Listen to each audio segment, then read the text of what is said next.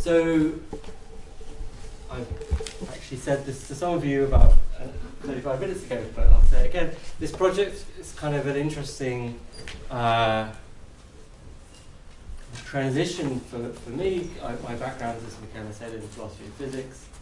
And a few years ago, I got interested in something called econophysics, which is essentially a branch of economics, but it's done almost entirely by physicists who primarily are working in physics departments, and particularly statistical physics departments, and publishing in their own special econophysics journals. And I got interested in this partially because there's a big controversy between the economists and the econophysicists about how the models and idealizations of econophysics should be understood and justified. And so, based on that work, I wrote a paper with Seamus Bradley, my co-author on this talk, and Alex Reutlinger as well, and this is soon to be published in the British Journal of Philosophy of Science, about a particular group of models in econophysics to do with inequality. And so that work spurred this work, which is a more general analysis of what we call model migration, models moving from one discipline to another. And the idea is to look at one more case study. And the additional case study was partially chosen by being really, really interesting and exciting, not on the basis of our existing knowledge of it. So this is a model from Bayesian phylogenetics that has been found kind of useful and interesting application in historical linguistics. And being an expert on neither Bayesian phylogenetics nor linguistics, I'm going to try and give you an accurate picture of these disciplines, but they're not something which I'm an expert on, so forgive me if I get anything wrong. But first, let's think about things at a very abstract level. If we think about a model, this is some set of statements, set of abstract mathematical and physical linguistic items, and we think about it as representing some class of systems, concrete things in the world. Okay? This is all very, very simple so far, but we don't think about it as representing the systems for all circumstances accurately and 100% robustly. We think about there being some set of conditions, we call it a domain of conditions, for applicability of the model. So there's some, if we take a gas, we take the model of a gas as billiard balls bouncing, there is a large, sometimes implicit, story about when we can use that model to represent the gas. And if we think about these conditions of applicability, in particular we think about them in terms of when the idealization is implicit in this representation and justified. But in general, we can think about these conditions of a domain of application of the model as coming along as part of the package. So we have a model, we have the target systems it represents, and we have a domain of applicability.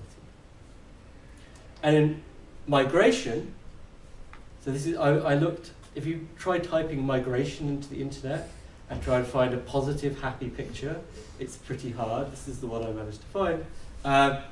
Migration for us is when a model moves from one discipline to another via reinterpretation of their representational function.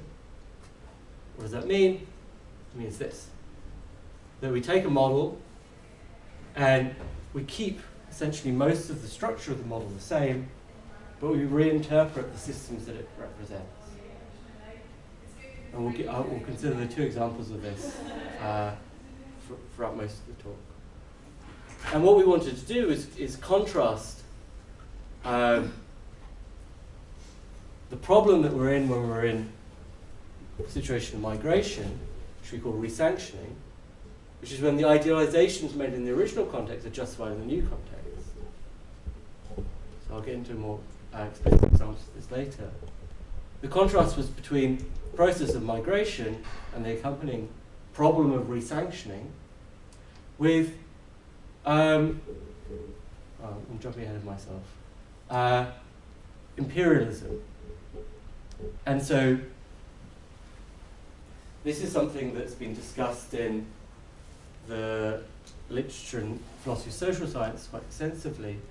And the idea is that in the context of imperialism, the domain of validity of models is extended to include target systems previously described by models of a different discipline.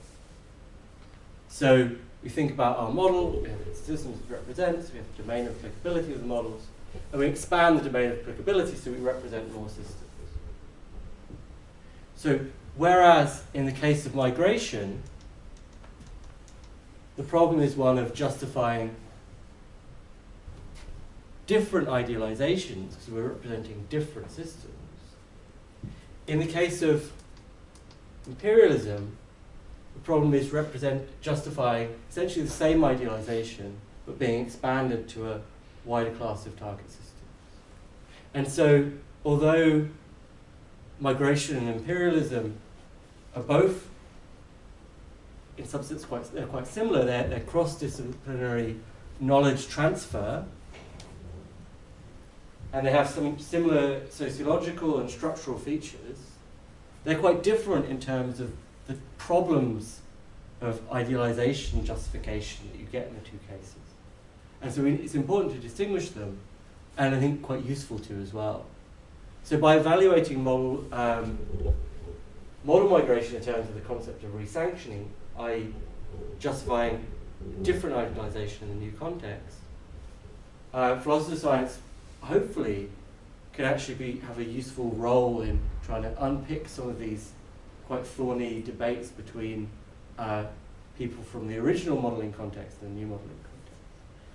So hopefully by looking at these concrete examples, it'll be clear what I mean by migration and clear what I mean by imperialism, and some of the nuances of how we should understand idealizations in the two cases will be clear to you. Okay.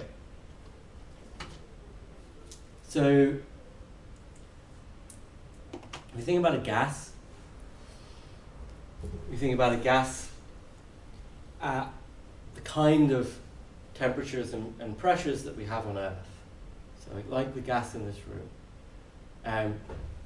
We have a particular way of conceiving of what this means in terms of molecules bouncing around in some confined volume. What was done concretely in the late 19th century was that people came up with precise mathematical models for catching out this kind of fluffy idea of spheres bouncing around precisely mathematically. So they modeled the collisions of gas molecules in terms of the real dynamics of spheres colliding.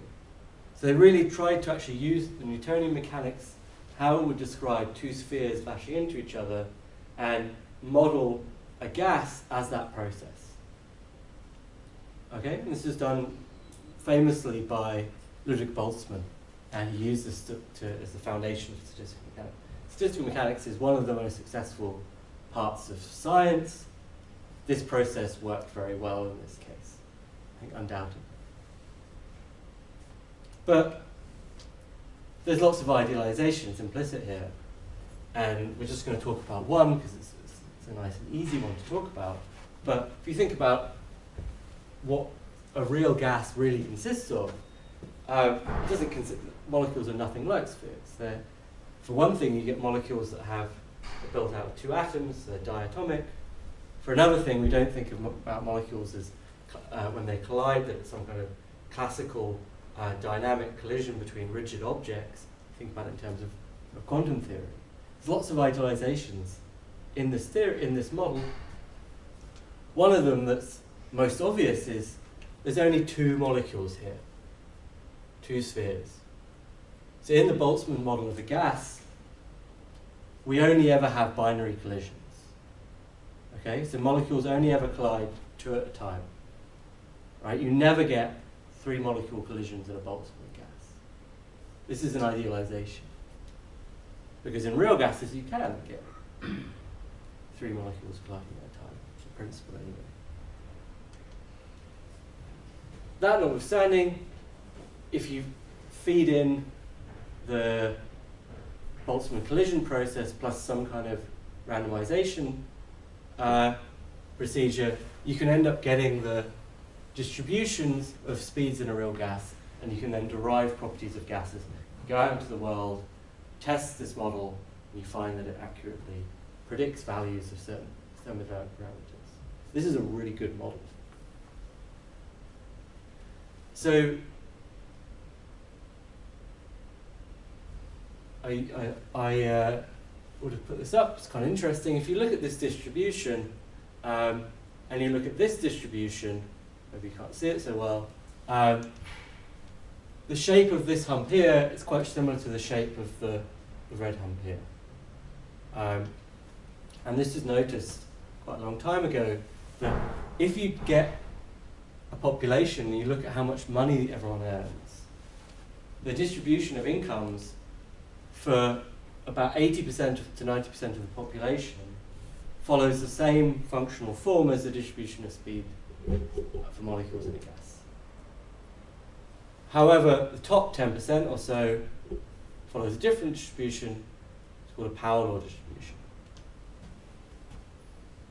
Okay, so this was noticed. Didn't take, well, it did take quite a long time, but it doesn't take that big leap of conceptual reasoning to think, why don't we try and use something like Boltzmann's model of a gas to model the process by which income gets distributed in a real economy? And so in the late 90s up till more recently, econophysicists have been playing with different models that start with something like the Boltzmann model of the gas, but try to treat economies and agents using the same kind of principles. And this is the simplest model, which is called the DY model. And in this model, agents have randomized trading. Just like in the Boltzmann model, you have random collisions between molecules of different speeds, and so they exchange some of their energy. In this model, we have random collisions between different agents, and they exchange some of their money. So if you think about this very simply, I'll pick on Michaela this time, not Wolfgang. If Michaela, I'm sure, has some money on her, I don't have very much money on me. If we were going to play this game, which I'm sure would be to my benefit, we'd put all our money in a pool, and then we'd get a random number generated, generate a number between 0 and 1, and then say it gives us 23, 0.23, and then I'd say take 0.23 of the combined money, and Michaela would take the rest. So we'd have gone through one trade on this. And then we could do another trade. Me and Luca would then go in, and I'd have my, however much money I had left over after the first trade, and so on. And so if we did this process over enough agents, I think it's about 100, 200, for enough time, and I think it's about 1,000 trades, eventually what we find is that the distribution of incomes stabilizes to this distribution. And what's in the, from one way I've described it, again, we've assumed that trading is binary. So we don't have any kind of interaction process in which more than two agents are involved. That's what part of the basis of the model.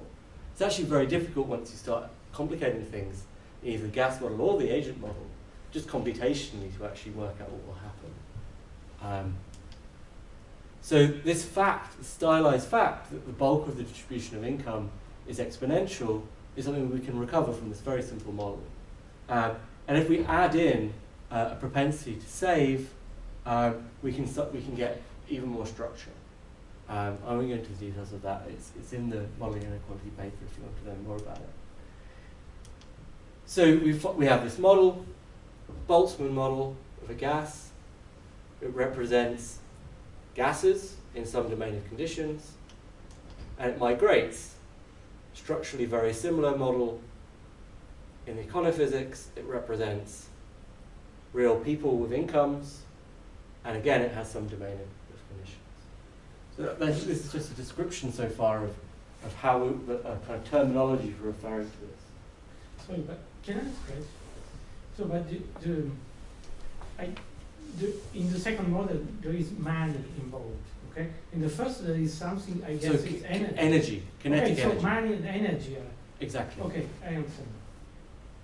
Any other questions? Okay, so that's example number 1. Example number 2.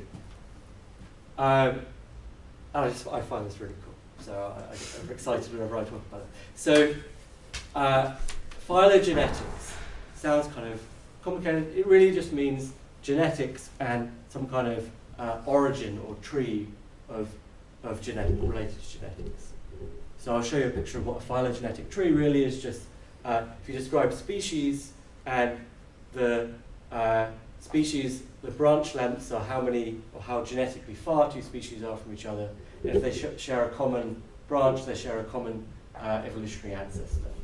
So it's just there's a way of representing the genealogy of species using these trees, and what you can do is actually use a stochastic model of evolution to try and simulate possible evolutionary processes. What do I mean by this? What is DNA? DNA is just a very complicated molecule, and it's made up of submolecules called nucleotides. And nucleotides, there's only a limited number of types of nucleotides, and most of the evolutionary process is just nucleotides going through random chemical transitions from one type of nucleotide to another. Okay? And so you can build a stochastic model for nucleotide substitution, whereas if you get a strand of DNA, you get another strand of DNA, they differ by these 3 nucleotides. What's the probability of this one turning into this one? We're not actually modeling the process of evolution, but we're getting some kind of high-level statistical matrix that captures the relevant features of the molecular transitions that go on. And we can do this stochastically. So this is what I was talking about. This is it's a double helix of DNA. The nucleotides come in different types. This would be one possible mutation, which would be go from, which way is the arrow going? This way. These particular molecules, and most of these changes actually kind of have very little actual effect on the functionally what the DNA does, because usually they don't code different proteins. But in some cases, or eventually, you get real kind of change in what the DNA does. So this is kind of a kind of accurate but idealized and fairly robust way of modeling evolution. And this is the tree that I was talking about. And you can use nucleotide differences in the gene, in particular genes, to start talking about the different relationships between organisms. So we think about ourselves and monkeys as on the same branch, and we're quite a long way away from tuna. So you can see this is kind of on a crude level a way of telling an evolutionary story in terms of biochemistry, in terms of the number of substitutions that you need to get from the particular genetic sequence of one animal, one species to another. How can there be a negative number? Oh, I don't know. Is it minus 0.2 at one point? Where's that? A bit further down into the left. I do not know. Oh. Yeah, I don't understand how they could be a negative number. Values are estimates of the minimum number of nucleotide substitutions that have occurred along. I'll have to ask one of my philosopher of biology friends. And what you can do is actually, so what do we have, right? For the most part, we have the tips of the branches. We go out and we can actually take samples from and analyze the DNA of some species, right? So the idea is, if we're in the situation of only having the tips, how can we make inferences about what the most and we have this knowledge of the statistics behind how evolution works, how can we infer what the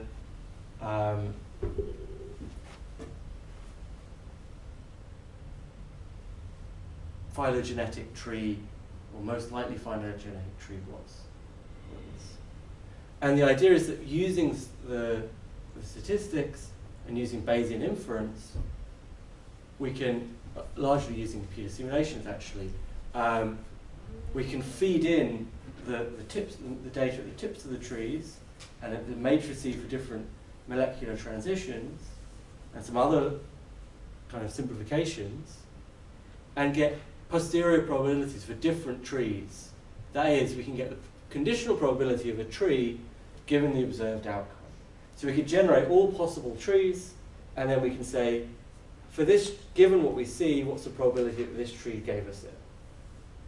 So we can't say that, like, for definite, that if there isn't, this kind of model doesn't tell us that, I don't know, tuna and humans actually share a common ancestor before the relations to dogs. It tells us that the probability of the observed genetic data at our time slice, given the statistics for substitution, means it's very, very unlikely that that tree is the real tree, and this tree is very, very likely. Okay, so it can give us that kind of statistical inference. And we use a particular computational model. It's called a continuous time Markov chain, which I won't get into. But what we can also do, which is why we've added geography here, is feed in spatial distribution. So now, rather than just giving you the tips of the tree, I can give you the tips of the tree and tell you where these animals live. Okay? It's really nothing more complicated than that. And given that, maybe we can work out that different relationships are more likely, because not only do we start telling a story about genetic evolution in terms of random change, we also tell a story about dispersion of genes throughout the planet. And this is particularly useful if you want to understand where diseases start. So viruses mutate very, very quickly, and they disperse very quickly. And to understand the spread of viruses, we'd quite like to know what their origin is. And so what in this paper that's the basis for the migrant model,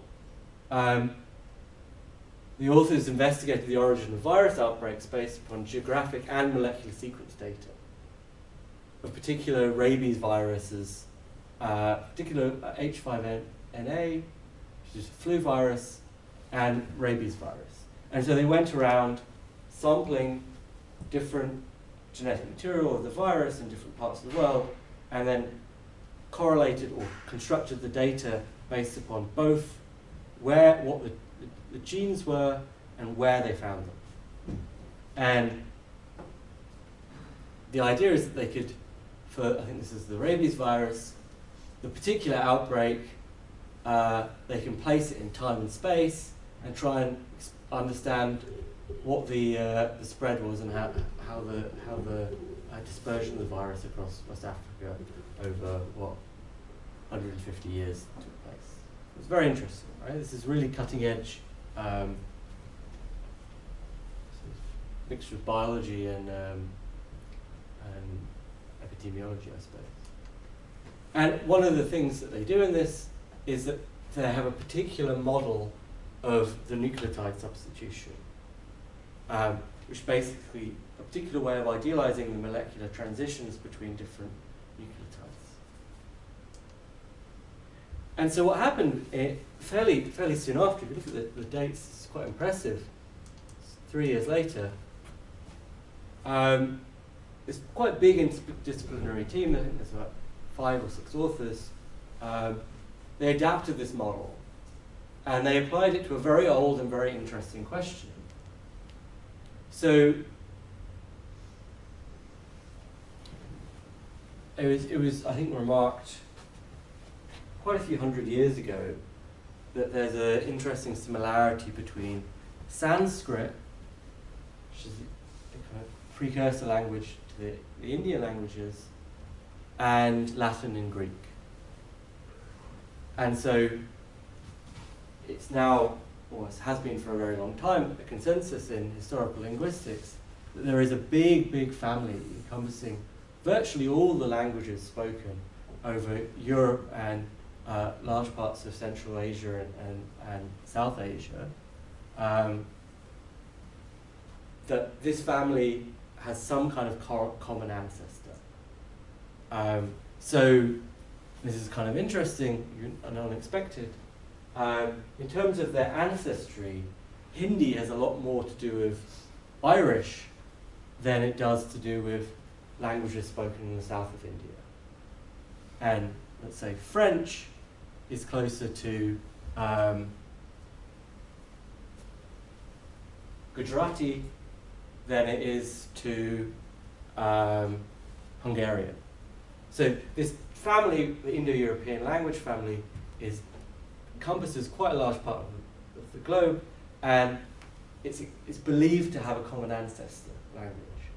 And there's a dispute in historical linguistics about where the homeland of the Indo-European language family is.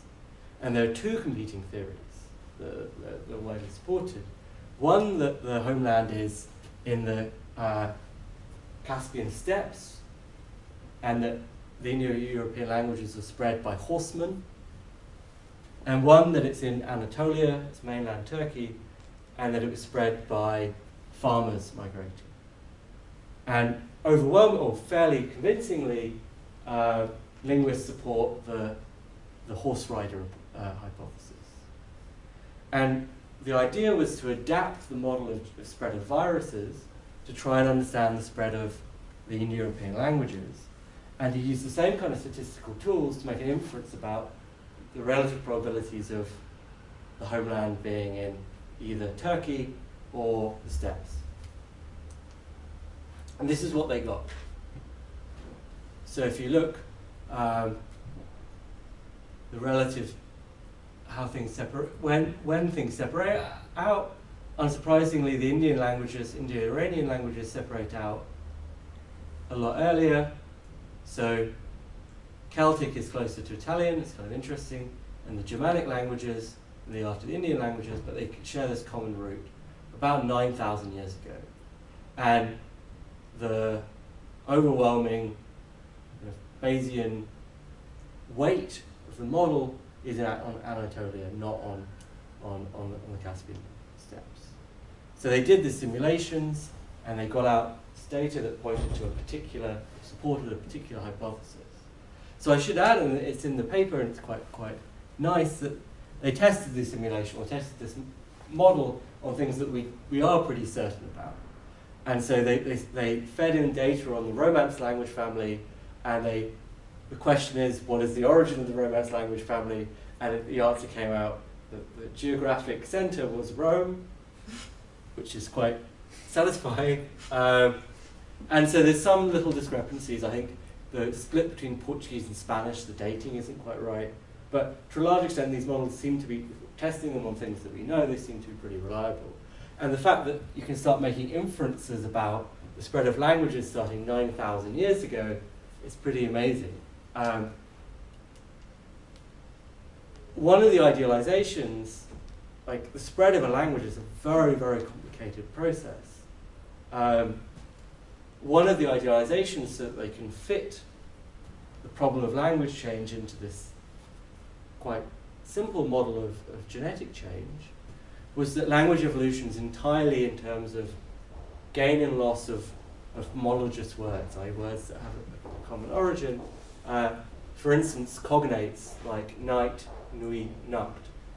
So there's a very simple way of modeling language change that they've chosen so that they can apply the model for biology contexts. So we get a model, this time genetic evolution, the phylogenetic model is representing genetic evolution, and it's valid within some domain of conditions. It migrates into the linguistic model. So here we're representing evolution of genes, here we're representing evolution of languages, and again we have some domain condition. How am I doing for time, Michaela? Yeah, 15 minutes? Okay, so I'm gonna unfortunately skip, no, not this section. So I'll actually skip the quotes as well. So unsurprisingly, the people who work within economics are not particularly happy about modeling human beings as molecules, as having no intelligence, of acting without any rationality, without any self-interest. It conflicts with the basic paradigm of economics. This is a quote from some economists, and models constructed on these principles ignore absolutely fundamental features of economic reality. They don't like these models. Similarly, many historical linguists share with many historians, archaeologists, and anthropologists a reticence to see the object of their study tracked and modeled in quantitative and especially evolutionary frameworks. Because evolution of languages is related by relationships, populations, not culture blind invariant laws of nature. So the people that are unhappy, the practitioners of the discipline these models are moved into, are unhappy. Idealizations inherited from the original context are taken to be inappropriate. And so in the case of the gas, one of the problems is that the idealization that interactions are binary. In the case of the gas, this isn't really problematic. Does anyone know why? No? So it's really simple. So in real gases, the number of molecules that are typically involved in a collision depends upon the temperature and the pressure. And so it's just contingently the case that at the kind of pressures and temperatures that we have on Earth, there are vanishingly small three-molecule interactions. But you can create, if you really turn up the heat or kind of compress a gas so that it's much higher pressure, eventually you'll start getting three-molecule interactions and the Boltzmann model will break down. But it just happens to be the case, and we're quite lucky, that the simple two-molecule interaction is just what we find in almost all the gases we encounter. So that idealization is justified by the fact that we're only by restricting the model's application to the gases we were interested in anyway. So we call that sanctioning of the model. But this is completely irrelevant to the income model, right? So it's not that we think that the model of exchange of income, the fact that the interactions are binary, can be justified on the basis that human beings are at a density such that they only interact 2 by 2. Right? So the original idealization, we find a kind of counterpart to it in the new context, but the justification of it's completely useless at justifying the kind of counterpart. Does that make sense to everyone? So that's really just one of the kind of 3 key ideas that I wanted to talk about. Similarly, you find there's a problem with the evolution of language, that language evolution is really more reliably judged by changes in the phonology, the sound, or the morphology, the word structure, rather than just the homology. And there's a particular problem with borrowings. So, i.e., there are words that move between languages due to other factors, not to do with having a common origin. So there's huge amounts of French in English, but English isn't in the Romance family, it's in the Germanic family. So you actually have to do this kind of analysis, you have to actually pull out the words that have got into the language, not because they have a common root, but because of these kind of political events, like the Norman Conquest. So clearly, like, how we justified the model of genetic change in terms of this simple substitution model is completely irrelevant to justifying the language change in terms of cognate change. So there's a problem about, we have an idealization in one context, we have its justification, and the justification doesn't migrate along with the kind of idealized model. And so I'm unfortunately going to have to skip this because I've rambled too much. The contrast we wanted to draw was with imperialism. And this is something that has been discussed by John Dupre and by Marchi and Mascioni. And they're talking about the context of geographical economics, i.e. particular models from economics that are being used to describe geographical problems, geographical studies. And for the most part, people in this literature are quite critical, and one of the reasons they're quite critical is that there's a problem of ontological unification. There's kind of a subsumation of geographical ontology into purely the language of economic utility maximization. And so other socio-political and cultural facts are kind of ignored. So it's kind of like a greediness in the remit of things that you can represent. And I've got nothing to say against this literature. I think it's very interesting and I think very valuable. But it seems to me not the right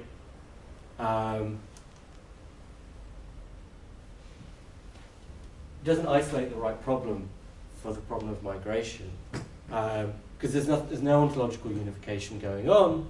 The problem isn't that econophysicists think that agents in an economy and gas molecules have ontological features in common, or that people, the people doing Bayesian phylogenetic linguistics don't think that words and genes share an ontology. But to say that would be missing the point. So in the context of migration, really the problem is that we've got a justification, or the issue is to justify the idealizations in the new modeling context. So we can't appeal to the density regime to justify the fact that the income model only has binary interactions, clearly. But could we not find some other kind of justification? So maybe we can think about economic interactions as being decomposable into a series of two-agent interactions. So if we imagine a three-agent interaction between a vampire, a clown, and an astronaut, can we not re-describe that in terms of these three interactions? Now, as a matter of fact, we certainly can't do that for the physics case, right? So three body interactions cannot be described as a sequence of two-body interactions. That's clearly not the case in the physics case. But it might be a plausible way of thinking about the economic interaction. So the model's still tracking the right features, because although there are interactions involving more than two agents, we can kind of re-describe them by concatenation of three-agent interactions. This might be the case, it might not be. There's problems sometimes in game theory when you have three agents, the parameters or the model doesn't equate to a series of three interactions like this.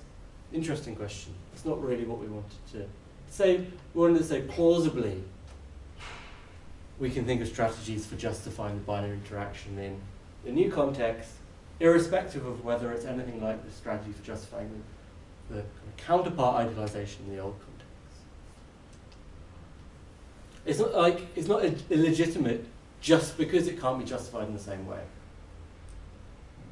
right? So there's a challenge to justify it, but you can't dismiss the model purely on the basis that the original justification of the idealization isn't available.